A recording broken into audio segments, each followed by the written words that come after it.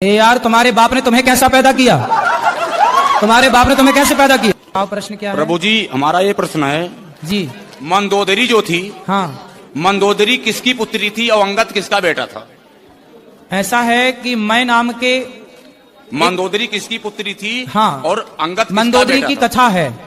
हाँ, कथा। मंदोदरी की भी कथा है जो आप पूछ रहे हैं। मंदोदरी ऐसा है, मंदोदरी किसकी पुत्री थी और अंगद किसका बेटा था? अरे महाराज उत्तर तो देने दो।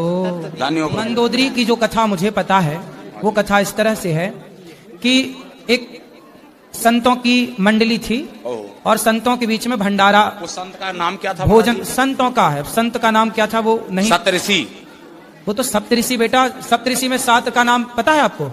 कश्यपोत्री वशिष्ठस्य विश्वामित्रो गौतम जमदग्नि भरद्वाज। ऐसा है, ऋषि कह देने से, ऋषि कह दो तो सब हो गया। हाँ जी महाराज। तो संतों का वहां भंडारा था, भोजन प्रसादी बन रहा था भगवान के लिए। तभी वहां पर एक जहरीला सांप आया और खीर में जाकर के वो सांप गिर गया, हो गई जहरीली। अब वो खीर परोसी जानी थी संतों को। अब संत खाते तो सारे साधु मर जाते। ये बात वहां पर एक मेंढकी देख रही थी। मेंढकी जाके उस खीर के पात्र में कूद गई और वो तो जल के मर गई, चूंकि गर्म थी। संतों को लगा भाई ये तो अशुद्ध हो गई खीर, चलो फेंक देते हैं। तो जब खीर फेंकी तो उसमें से सांप निकला। तब संतों को लगा अच्छा ये मेंढकी मरी नहीं है, हम सबकी रक्षा के लिए उसने आत्मसमर्पण कर दिया, आत्मदाह कर दिया।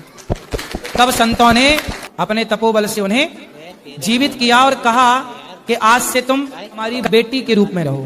तो संतों ने उसे अपनी पुत्री के रूप में प्रकट कर लिया और वही जाकर के रावण की पत्नी बनी, मंदोदरी कहलाई। नहीं महाराज जी, वही है महाराज जी। रावण जी की पत्नी तो बनी, हाँ, लेकिन सप्तऋषि के यहाँ मेढकी से तो मंदोदरी बनी, ठीक है, एक लड़की बनी। हाँ, तो टाइम तो लगी उसको। हाँ, तो टाइम लगा ना। टाइम जब लगी तुरंत थोड़ी ब्याह हो गया। 2 शिष्य भी थे महाराज जी। किसके? 2 शिष्य भी थे सप्तऋषि के। बहुत सारे शिष्य थे, ठीक नहीं, उसमें 2 शिष्य ऐसे थे हाँ, जो रावण और बाली भी थे। तो आप वहां थे उस समय तीसरी? महाराज जी, महाराज जी आप भी नहीं थे, हम भी नहीं थे। हाँ, फिर ना आप थे ना मैं था। हाँ, हम तो थे ही नहीं।